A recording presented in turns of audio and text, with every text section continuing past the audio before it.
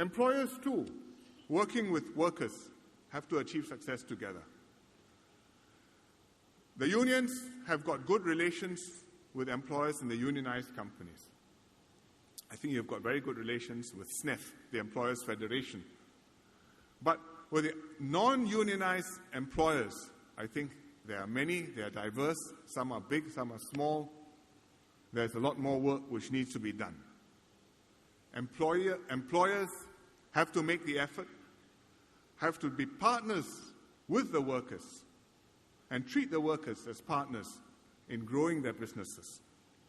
And on the employees' side, the workers' side, they have to treat the companies also as theirs and see the company's success as a worker's success.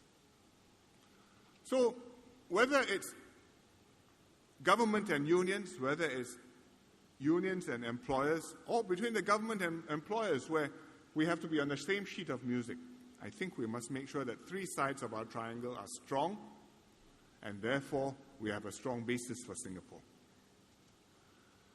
Ultimately, what holds this together is not just working together, but also trust. Trust that's built up over many years of shared sacrifice and toil. Trust that has enabled us to overcome many problems, like the 2008 global financial crisis, where we had a shared priority to save jobs, where we could implement a resilience package and workers can take pay cuts and use the downtime to upgrade their productivity, where the employers could work with NTUC to save jobs so that when the economy turned around, we were in a position to press on the accelerator, zoom ahead, and take off again. And so we pull through together. And we must make sure that next time we're hit by a crisis, we can do the same. Not everybody can do this. Not so easy to do this. And when we look at other countries from time to time, when things don't work out well, I think we remind ourselves how lucky we are and how much we must strengthen what we have. Look at what happened to Qantas recently. Qantas has a problem. They're losing 200 million Australian dollars a year on their international operations. And during the year, every now and again, the unions have been holding mini strikes to pressure management to agree to their demands for better pay and benefits, when in fact, Qantas needs to cut costs to become viable. So the Qantas CEO felt the unions were killing the company, death by 1,000 cuts. So he decided to raise the stakes. He ordered a lockout, shut down the company, lock out the workers, ground the whole fleet. And he did it the weekend when the Commonwealth leaders were all in Australia in Perth for the Commonwealth PM's conference. I happened to be in Perth, but I was flying home on SIA, so I was okay. But many passengers were stranded, including some of the Commonwealth leaders. And a few of them asked me, "Can you help me to get a seat out of Perth?" Which I was able to do. A damage is not just to Qantas's reputation, but to Australia's as well.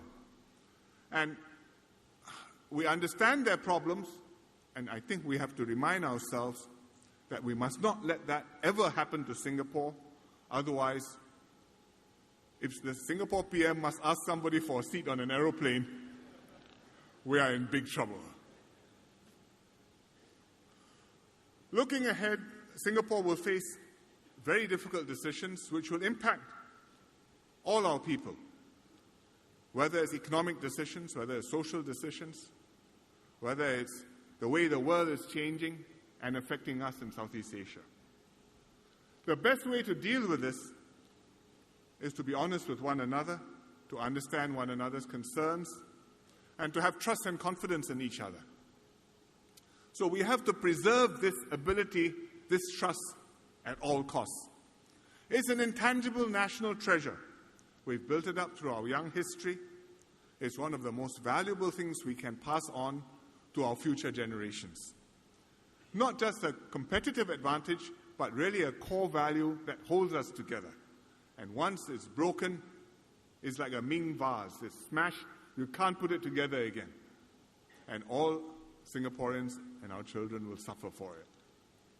So let's uphold tripartism, strengthen it, let it see us through future difficulties and challenges.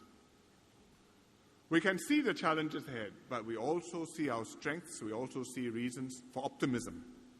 Because we have the best workforce in the world, we have strong institutions and good infrastructure. We have high international reputation, especially after the last crisis. And we have a healthy functioning model which works, of tripartism. So let's work to build a better labor force, a stronger tripartism, and a brighter future for all of us in Singapore. Thank you very much. Thank you.